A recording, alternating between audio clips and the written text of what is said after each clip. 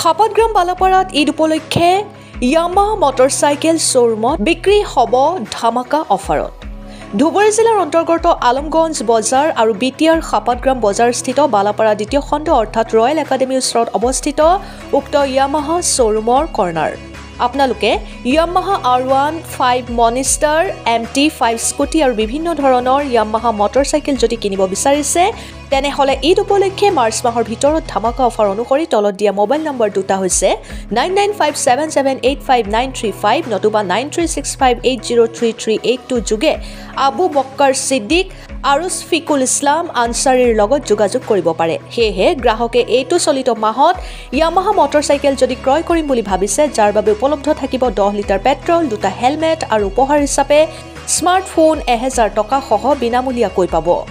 তেনেহ'লে পলম কিহৰ? অতি শীঘ্ৰেই অফাৰসহ ক্ৰয় কৰিবলৈ নাপাহৰিব আৰু সোণালী সুযোগ নেহেৰুৱাব।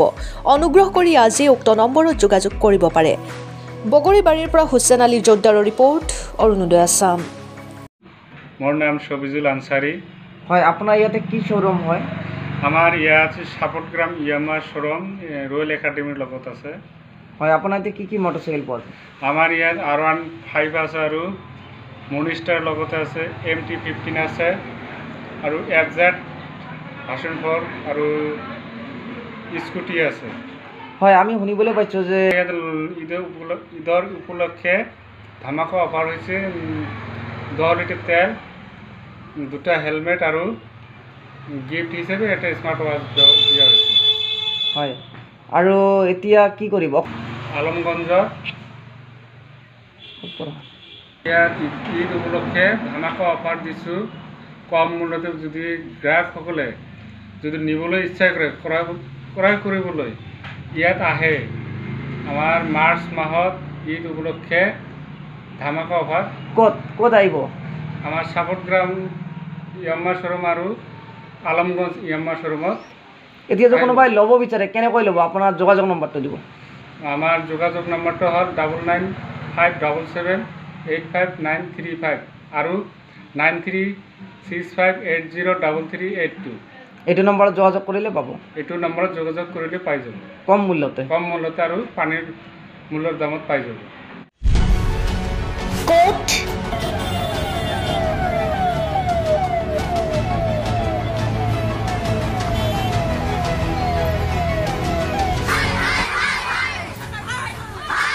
কিয় কেনেকৈ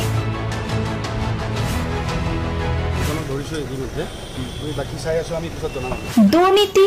ৱাইফজনীয়ে কৈছে বোলে এওঁ মোৰ হাজবেণ্ড, আপুনি কোন হে ক'বলৈ এওঁ অবৈধ বুলি? অনিয়ম, ভ্ৰষ্টাচাৰ, একো নায়কতাবাদ। এতিয়াৰ পৰা আৰু নহ'ব। আমি দিম সত্য বাতৰি।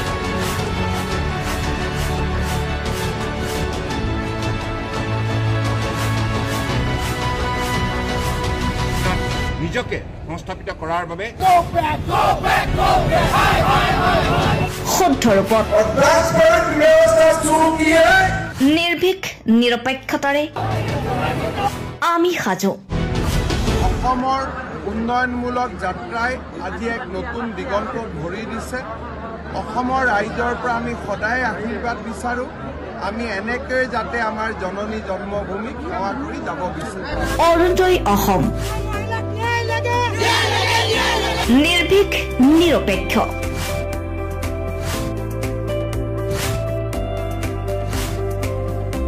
ৰাইজৰ বাবে ৰাইজৰ পক্ষত অৰুণোদয় অসম।